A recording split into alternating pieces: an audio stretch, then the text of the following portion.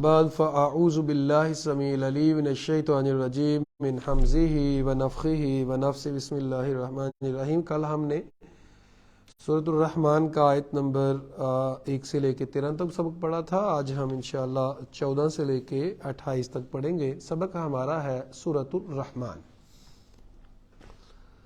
خلق الانسان، پیدا کیا اس نے انسان کو، مطلب اللہ نے۔ خلق الانسان، اس نے اللہ، یعنی کہ اللہ نے پیدا کیا انسان کو، من سلسال کالفخار، من ایسی مٹی سے، کالفخار جو ٹھیکری کی طرح ہے۔ ٹھیکری سمجھتے ہیں؟ پکی، یعنی ایک ہے کچی مٹی سے پیدا کیا ہے، لیکن ایسے جو وہ بجنے والی مٹی ہے، ٹھیک ہے، یعنی جس کی آواز آتی ہے، جو پکی مٹی ہے، یعنی جس کو پکایا جاتا ہے آگ، جی ہنڈیا بن جاتی ہے، پکی ہوئی مٹی یعنی۔ اچھا، اس میں اب ایک علیحدہ سے بحث ہے کہ کون سی مٹی ہے، اور آپ اس کو یوں سمجھ لیں کہ ایک ہوتی ہے میرا زمین، ایک ہوتی ہے روئی زمین۔ میرا زمین کے اندر ریت زیادہ ہوتی ہے، روئی زمین کے اندر جو وہ چکناہٹ زیادہ ہوتی ہے۔ تو جب یہ مٹی خشک ہوتی ہے، جو میرا زمین ہوتی ہے وہ مطلب ایسے ہی ہے جس طرح ریت کی طرح ہوتی ہے نا، بٹ جو روئی کی زمین ہوتی ہے وہ اینٹ ہی ہوتی ہے ایک حساب سے، بڑی وہ سخت ہوتی ہے۔ تو انسان کی جو مٹی ہے، اچھا اب لوگ دیکھیں کہ یہ جو اس کی کھنکھناتی ہوئی، ہاں جو کھنکھناتی مٹی ہے نا، اس سے پیدا کیا گیا انسان کو۔ سو اس کا مزاج بھی کھنکھنانے والا ہے، جلد پن ہے اس کے اندر، ٹھیک ہے، وہ ہائپر ہو جاتا ہے جلدی انسان، اس کو غصہ آتا ہے، ٹھیک ہے۔ تو یہ ہے۔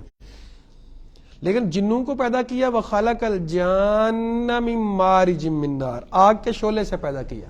خلق الجان، جن کی جمع جان، جنوں کو پیدا کیا، من مارج من نار، مارج شعلہ، من نار آگ، آگ کے شعلے سے پیدا کیا گیا انسان کو، سوری جنات کو۔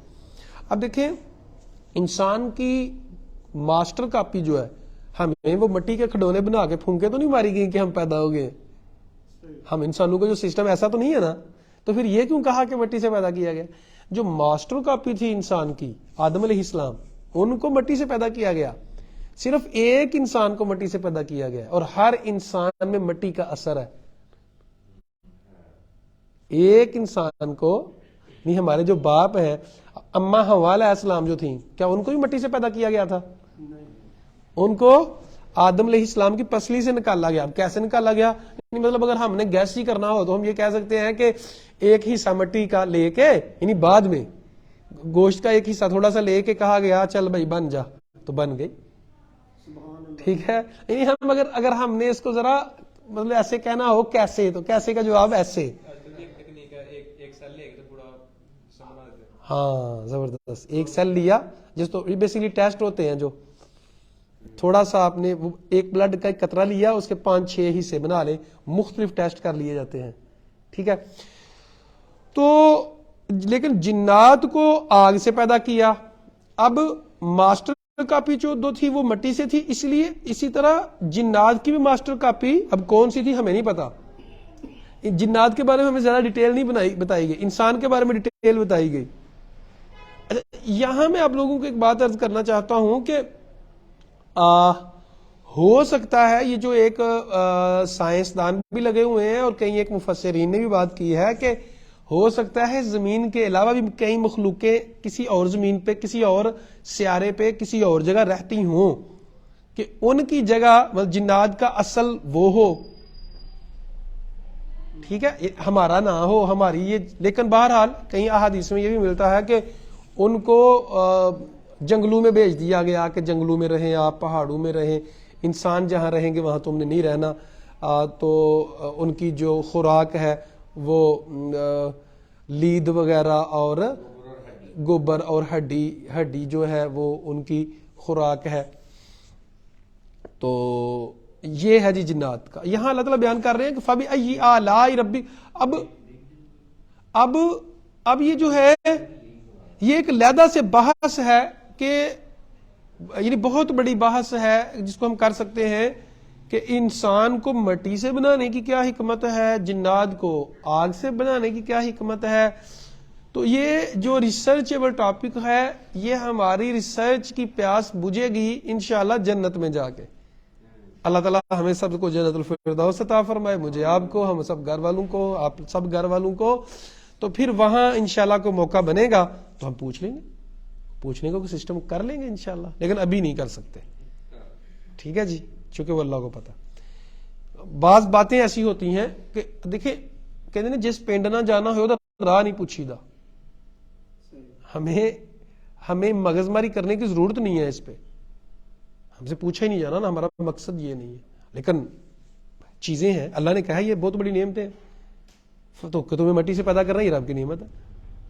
فَبِأَيِّ آلَاءِ رَبِّكُمَا تُكَذِّبَانِ، تم اپنے رب کی کون کون سی نعمت کو جھٹلاؤ گے، جن اور انسان دونوں کو. رب المشرقین و رب المغربین، وہ مشرقین اور مغربین کا رب ہے. اب مشرقین اور مغربین کیا ہوتا ہے بھائی؟ حالانکہ مشرق ہوتا ہے اور مغرب ہوتا ہے، دو مشرقوں اور دو مغربوں کا رب ہے. یہ مشرقین ہوتا تو مطلب ہونا تھا زیادہ مشرقوں کا اور زیادہ مغربوں کا، یعنی یا سے پہلے زبر ہے تو تسنیہ ہے، دو مشرقوں کا اور دو مغربوں کا رب ہے. کیسے؟ اب مشرق تو ایک ہے، مشرق کی طرف جو انتہائی شمال کی طرف ہے اور مشرق جو انتہائی جنوب کی طرف ہے، دو ہو گئے نا.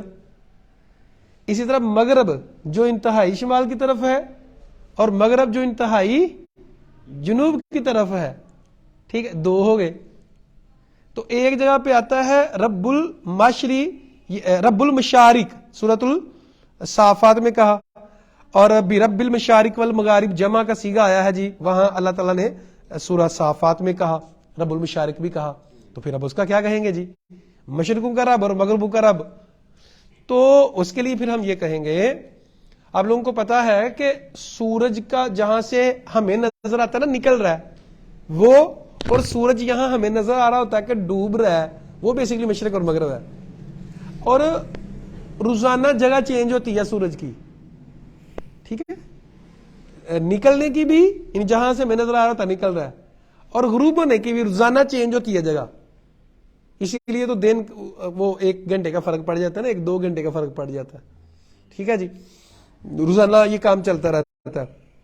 تو چونکہ وہ مشرق بھی کہیں ہیں مغرب بھی کہیں ہیں، جہت مراد ہے طرف، تو جمع بھی کہا گیا تو یہاں تسنیہ کہا گیا. دونوں مشرقوں کا اور دونوں مغربوں کا رب ہے وہ اللہ. فَبِأَيِّ آلَاءِ، اچھا اب اس میں نعمت کی کیا بات ہے؟ اب اس میں کیا نعمت کی بات ہے کہ رب دو مشرقوں کا رب ہے، دو مغرب کا رب ہے. اس میں بھائی کیا ہے؟ اس میں یہ ہے تو چاہے مشرق کے کسی کونے میں ہو، چاہے تو مغرب کے کسی کونے میں ہو، چاہے شمال کے کسی کونے میں ہو، چاہے جنوب کے کسی کونے میں ہو، تو اکیلا نہیں ہے، تو اکیلا نہیں ہے. جتھے مرضی بیٹھ پکاری جا، نہیں لوڑاں کدرے جان دیاں، جہاں بھی ہے تو جس حالت میں بھی ہے رب تیری مدد کرے گا، سنے گا. تو اکیلا نہیں ہے، رب کی مدد تیرے ساتھ ہے ہر ٹائم. انتہا مشرق میں چلے جاؤ، انتہا مغرب کے چلے جاؤ، سمندر کے گہرائیوں میں چلے جاؤ، جہاں مرضی چلے جاؤ، رب کی مدد تمہارے ساتھ ہے. رب تمہیں دیکھ رہا ہے، ہاں رب تمہیں دیکھ رہا ہے. یہ ہے رب کی وہ جو دیکھیں نا، بچے کو ماں جو ہے، چھوٹا بچہ ہے، آپ لوگ اکثر دیکھتے ہیں اگر بھیجنا ہے نا چیز لینے یا کسی جگہ، تو ماں دروازے کے باہر کھڑی ہو کے دیکھتی رہتی ہے، جا رہا ہے آ رہا ہے. تو بچے کی حفاظت ہے نا اس میں. اب فوراً ماں نے کیا کر لینا ہے، لیکن حفاظت ہے نا، یعنی دیکھنا بھی حفاظت ہے. تو رب کا جو دیکھنا ہے نا ہمیں، یعنی ہم رب کی نظر میں ہے. مثال کے طور پہ ہم کسی کو کہتے ہیں چل یار کار کام، میں تجھے دیکھ رہا ہوں، جہاں کہیں غلطی ہوگی میں تجھے ٹھیک کر دوں گا. ٹھیک ہے، یعنی دیکھنا بھی ایک رب کی نعمت ہے، ہم رب کی حفاظت میں ہیں. انڈرسٹینڈ؟ فَبِأَيِّ آلَاءِ رَبِّكُمَا تُكَذِّبَانِ، تم اپنے رب کی کون کون سی نعمت کو جھٹلاؤ گے. مَرَجَ الْبَحْرَيْنِ یلتقیان، دو سمندر ملتے ہیں، یلتقیان، بحرین دو سمندر، یلتقیان جو باہم ملتے ہیں، رب نے ان دونوں کو ملا دیا ہے. بینہما برزخ لا یبغیان، ملے ہوئے آپس میں، لیکن ان کے دن برزخ پردہ، برزخ لا یبغیان، وہ سرکشی نہیں کرتے. یعنی ایسا نہیں ہے کہ وہ جو سمندر ہے وہ اس پانی میں مل جائے, اس میں مکس ہو جائے, مکس نہیں ہوتا. اب ویڈیو بھی ہے اس کی, یعنی بالکل جینوین ہے, لوگ گزرتے ہیں ویڈیو دکھاتے, رنگ فرق ہے,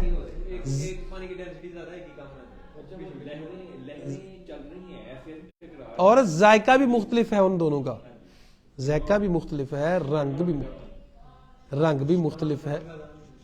تو اس کا وہ پردہ بنایا ہوا رب نے, حالانکہ پانی ہے, آپ جتنی مرضی کوشش کر لیں, اور سمندر ہے اتنا بڑا. اور یہاں جو ہے مین ایک بات یہ ہے کہ وہ آپس میں لا یبغیان, آپس میں ملتے نہیں ہیں. کتنا بڑا زبردست رب کا نظام ہے, ہم تو مطلب ہم جان ہی نہیں سکتے. ہاں اچھا مجھے نا کئی لوگوں کی یہ نہیں سمجھ آتی, اور کئی لوگوں کو جو وہ سائنس کے مطلب ایسے وہ غلام ہے, یہ نہیں سمجھ آتی, ہاں جی یہ تو سائنس نے ثابت کیا ہے, مطلب بیوقوف ہو, سائنس نے ثابت تو کیا ہے, لیکن جب بنایا تو رب نے ہے نا بھائی. بس سائنس کیا ہے, بیسیکلی سائنس کیا ہے؟ سائنس ہوتا ہے ڈسکور کرنا کسی چیز کو. ڈسکور کس کو کیا جاتا ہے؟ او ہو کوئی بھائی, سائنس ڈسکور کرنے کا نام سائنس ہے. اور کوئی چیز ہوگی تو اس کو ڈسکور کرو گے نا, جو ہوگی نہیں اس کو ڈسکور کیسے کرو گے؟ سمپل بات ہے نا. تو وہ اللہ نے بنایا ہے. ہاں سائنس نے یہ سمجھا جی اس کے اندر وہ نمکیات کم ہیں, اس کے اندر زیادہ ہیں, اٹس اوکے, ہم مانتے ہیں, ٹھیک ہے, بٹ اس کی حقیقت تو ہے نا. اچھا مثال کے طور پہ انسان کے اندر رب نے دل لگا دیا ہے, جو سویا ہوتا ہے انسان پھر بھی چلتا رہتا ہے, ورنہ انسان مر جاتا ہے. سائنس کہتی ہے واہ کمال, اس کی ریسرچ. بنایا کس نے ہے؟ رب نے بنایا ہے. بنایا تو رب نے ہے نا, اللہ نے بنایا. جی دماغ ہے اس کا, اس کے اندر یہ انسان جو ہے جاگتا رہتا ہے, اور یہ تو بنایا تو رب نے ہے. فنگر پرنٹس ہے ہر انسان کے, وہ مختلف سے ہوتے ہیں. ہاں ایسے ہی ہے جی, سائنس تجھے پتا چل گیا, زبردست. بنایا کس نے؟ رب نے. تو یہ بات ہے. تو اللہ تعالیٰ فرماتے ہیں کہ فَبِأَيِّ آلَاءِ رَبِّكُمَا تُكَذِّبَانِ, تم اپنے رب کی کون کون سی نعمت کو جھٹلاؤ گے؟ یخرج منہم اللؤلؤ والمرجان. اللؤلؤ والمرجان جو ہے وہ موتی ہے, مرجان جو ہے دونوں, وہ لؤلؤ والمرجان ہیرے موتی نکلتے ہیں. اچھا جی, فَبِأَيِّ آلَاءِ رَبِّكُمَا تُكَذِّبَانِ, تم اپنے رب کی کون کون سی نعمت کو جھٹلاؤ گے؟ مرجان کو کہتے ہیں کہ جی ایک پودا ہے, چھوٹا سا پودا ہے جس کی شاخیں بھی ہوتی ہیں. یہ ایک مولانا عبد الرحمن کلانی صاحب نے کہا ہے. اور موتی مرجان جو ہے عموماً کھاری پانی کی پیداوار ہے, یعنی جو کھارا پانی ہے, یعنی میٹھا پانی جو ہے وہ مرجان پیدا کرتا ہے, اور جو دوسرا پانی ہے کھارا وہ لول یعنی موتی پیدا کرتا ہے. یہ جی ہاں, انہی میں سے اللہ تعالیٰ یہی فرما رہے ہیں نا کہ جو دو سمندروں کی مختلف حیت ہے, یعنی جو پردہ ہے, ایک میٹھا پانی ہے ایک کھارا پانی ہے. میٹھا پانی لول موتی پیدا کرتا ہے, اور مرجان جو ہے وہ ایک خاص قسم کا پودا ہوتا ہے, وہ پیدا کرتا ہے. یعنی یہ بھی ایک رب نے فرق بیان کر دیا ہے. وَلَهُ الْجَوَارِ الْمُنْشَآتُ فِي الْبَحْرِ كَالْأَعْلَامِ, اور وہاں کشتیاں ہیں جو بہت بڑے بڑے جہاز ہیں, المنشآت جو چلتے ہیں سمندر میں, کل اعلام پہاڑوں کی طرح. علم بیسیکلی جھنڈے کو کہتے ہیں نا, چونکہ علم سب سے اونچا نظر آ رہا ہوتا ہے, ٹھیک ہے, اس لیے اس کو علم کہتے ہیں. نشان, علم کا نا بیس لفظی معنی ہوتا ہے نشان, ٹھیک ہے جی. پھر اس کو جھنڈا ایک بعد میں کہا جانے لگا کہ نشان تمہارا کیا ہے جی؟ جھنڈا, ٹھیک ہے. تو علم بیسیکلی معنی اس کا نشان ہوتا ہے, لیکن بعد میں پھر اس کو جھنڈے کے طور پہ بھی کہا جانے لگا. تو یہاں علم سے مراد پہاڑ ہے, یعنی واضح اونچا. فَبِأَيِّ آلَاءِ رَبِّكُمَا تُكَذِّبَانِ, اب تم اپنے رب کی ان سے نعمت جھٹلاؤ. اب کشتیوں میں رب کی نعمت کیا ہے؟ یعنی سمندروں کی جتنی بھی تجارت آج ہو رہی ہے, اتنی سائنس نے ترقی کر لی, تو وہ اب بھی سمندروں کے ذریعے ہو رہی ہے. اس وقت بھی سمندروں کے ذریعے ہوتی تھی, کشتیوں کو ایجاد کیا گیا. پہلے کشتیاں ہوتی تھیں, نبی صلی اللہ علیہ وسلم کے دور میں بھی کشتیاں ہوتی تھیں, لیکن وہ کشتیاں عام تھیں ذرا, ٹھیک ہے, وہ ہاتھ کے ساتھ چلتی تھیں. آپ کو پتا ہے نا, نبی صلی اللہ علیہ وسلم کی ایک صحابی کشتی پہ چل کے آئے تھے جس نے دجال کو بھی دیکھا تھا, صحیح مسلم کی حدیث ہے. نہیں پتا, چلو مختصر بتا دیتا ہوں کہ ایک صحابی نے سفر کیا لمبا, طوفان نے اس کو پکڑا, طوفان آیا باقی سارے فوت ہو گئے، یہ کنارے لگ گیا، اللہ کو منظور تھا، ایسے ہو جاتا ہے۔ وہاں ایک جزیرہ تھا، ایک بندے جانور سے ملاقات ہوئی، جانور لے گیا ان کو ساتھ، کہا جی بھائی ملاقات کرواتے ہیں، ملاقات کروائی کہ ایک بندہ تھا بہت بڑا، اس کو جکڑا ہوا تھا زنجیروں کے درمیان۔ اس نے پوچھا یار وہ مکے میں وہ آنا تھا بندہ آ گیا ہے؟ تو نے کہا ہاں آ گیا، یہ بھی مسلمان نہیں ہوئے تھے، اور نشانیاں پوچھی، کہا ہاں۔ تو اس نے آ کے نبی کو بتایا بھی اور کہا ہاں وہ دجال تھا، اور وہ ہے تو جھوٹا لیکن باتیں تو ساتھ اس نے صحیح کی ہیں۔ تو وہ کشتی میں گئے تھے نا۔ اب نبی صلی اللہ علیہ وسلم نے جو بھیجے تھے، ہاں وہ بھی کشتی میں بھاگا تھا۔ اسی طرح جو نبی صلی اللہ علیہ وسلم نے حبشہ کی طرف ہجرت کروائی تھی کشتی میں، تو کشتیاں اس وقت بھی تھیں۔ ہاں زبردست، حفصہ تو دور چلے گئے، نوح علیہ السلام نے کشتی بنائی تھی۔ تو اچھا کئی لوگوں کو سمجھنے میں غلطی لگتی ہے کہ شاید ابھی انسان نے ترقی کی ہے۔ میں آپ لوگوں سے عرض کرتا چلا جاؤں، قرآن نے یہ بتایا سلیمان علیہ السلام کے دور میں بہت زیادہ ترقی تھی۔ انہوں نے ایسا، ایک تو وہ دیکھیں وہ تاج کتنا زبردست تھا، سوری تخت کتنا اچھا تھا، پھر جو فرش تھا، آج تک میں نے تو نہیں کوئی ایسا فرش دیکھا، شیشے کا فرش تھا جس سے لگتا تھا نیچے پانی بہ رہا ہے، پانی بھی بہ رہا ہوتا تھا لیکن وہ نیچے پانی تھا، اوپر سارا فرش تھا۔ تو ان کو اتنا نیٹ شیشہ تھا، شیشے کے بھی فرق ہوتے ہیں نا، آپ لوگوں کو پتہ چل جاتا ہے، اتنا صاف تھا کہ اس کو ملکہ بلقیس کو اپنا کپڑا جو ہے وہ پنڈلی سے اوپر اٹھانا پڑا کہ کہیں مطلب وہ پانی میں نہ چلا جاؤں، میں چلی جاؤں، مطلب میرے پاؤں نہ کپڑے نہ گیلے ہو جائیں اس وقت۔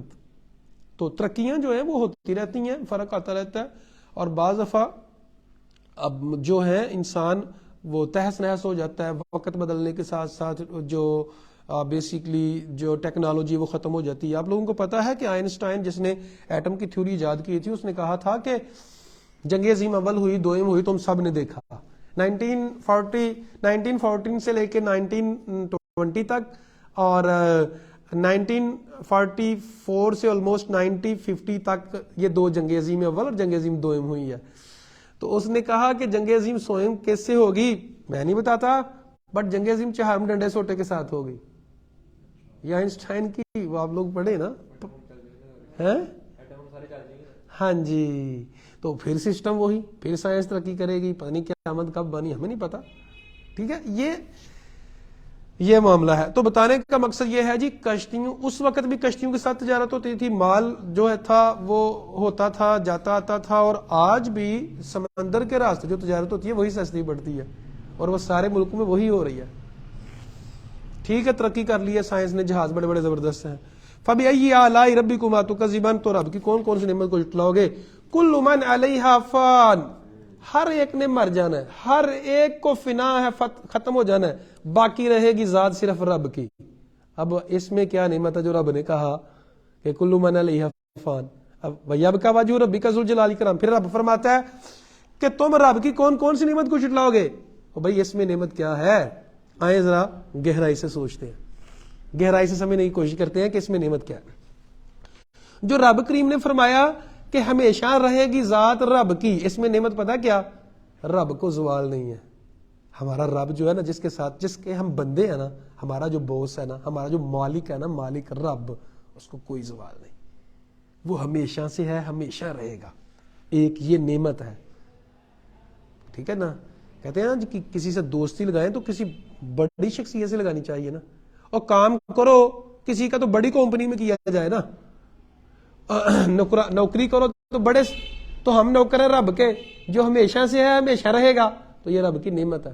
یعنی جس رب کے ساتھ ہم نے نسبت جوڑی ہے وہ رب ہمیشہ سے ہے، ہمیشہ رہے گا۔ دوسرا کل من علیہ فان، یہاں ہر کوئی ختم ہو جائے گا۔ اس میں دو تین چیز اینگل سے اس کو سمجھے۔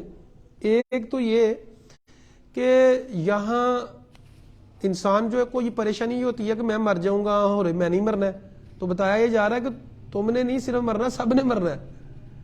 ایک موت کی حقیقت بھی بتائی جا رہی ہے اور بتایا جا رہا ہے کہ سب نے چلے جانا ہے۔ اچھا جی، بعض دفعہ انسان پریشانیوں میں آ کے یہ سوچتا ہے کہ یار میرا کیا بنے گا، میرا کیا ہوگا، تو اسے بتایا جا رہا ہے کچھ نہیں ہوگا، بس تو نے مرنا ہے، مطلب تو نے اور کچھ نہیں کرنا، ہاں بس تجھے مرنا ہے اور دوسرا جہان تیرا شروع ہو جائے گا۔ تو یہ بھی رب کی نعمت ہے۔ کہ اس میں ایک کالم لکھا گیا تھا خیالی ناول ٹائپ، اس کو ذرا تھوڑا سمجھیں. یہ صرف خیالی تھا، حقیقت نہیں تھا. اس بات کو سمجھنے کے لیے آپ لوگوں نے سنا ہوگا ایک نام، اس کو کہتے ہیں اللہ آپ کا بھلا فرمائے، کہ ایسا پانی ہے جو ایک دفعہ پی لیتا ہے وہ ہمیشہ زندہ رہتا ہے، کبھی اس کو موت نہیں آتی. ہاں، آب حیات. یاد رکھیں آب حیات کا کوئی وجود نہیں ہے، ٹھیک ہے، لیکن وہ کیا کہتے ہیں اسے کہ ذہنی بس اختراع ہے، ذہنی اختراع ہے، ٹھیک ہے. آب حیات جو پی لیتے ہیں جی اس کو موت نہیں، کہتے ہیں جی خضر علیہ السلام نے پیا ہوا، یہ صرف بناوٹی باتیں ہیں، حقیقی کوئی بات نہیں ہے. تو آب حیات کے اوپر ایک کالم لکھا گیا، کچھ لوگوں نے آب حیات پی لیا، سفر کر رہے تھے، اب انہوں نے پانی پی لیا، اب کیا تھا جی وہ مر نہیں رہے تھے، تو ان کو وہ لٹا دیا گیا، اور اتنی بڑی تعداد ہے لوگوں کی، چیخ رہے ہیں، رو رہے ہیں، کیا ہے ہمیں موت آ جائے، ہم مر جائیں، لیکن نہیں مر پا رہے کیونکہ آب حیات پی لیا. تو اس لیے یہاں یہ بتایا جا رہا ہے کہ تمہارا مرنا جو ہے نا، مرنے کا وقت، یہ بھی رب کی نعمت ہے. اب ایک اور اینگل سے سمجھیں کیسے نعمت ہے. جب ہمیں یہ پتہ یقین ہو جائے گا نا موت آنی ہے لیکن اس کا وقت کا پتہ نہیں، تو ہر ٹائم ریڈی رہنے کی کوشش کریں گے، ظلم نہیں کریں گے، زیادتیاں نہیں کریں گے، معاملات خراب نہیں کریں گے، اور ٹینشن نہیں دیں گے لوگوں کو، حقوق کا خیال رکھیں گے. سو ہم میچے میں رہیں گے، اوکے، ہم مطلب لیمٹس میں رہیں گے، لیمٹس کراس نہیں کریں گے. تو یہ چند باتیں ہیں. اللہ تعالیٰ سے دعا ہے اللہ حق بات کو سمجھ کے اس پہ عمل کرنے کی توفیق عطا فرمائے. اقول قولی ھذا استغفر اللہ لی ولکم ولسائر المسلمین. جزاکم اللہ.